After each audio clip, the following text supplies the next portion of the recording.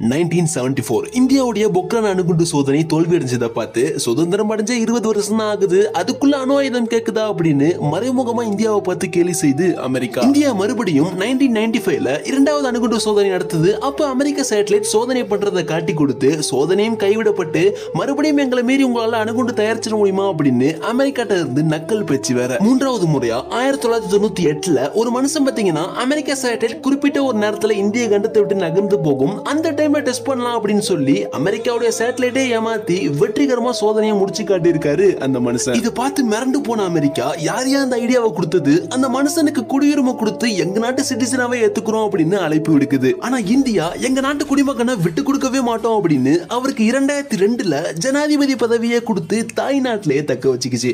யார் அந்த மனுஷன் அப்படின்னு தானே கேக்குறீங்க? அவர் வேற யாரும் இல்ல, ஏபிஜே அப்துல் கலாம்.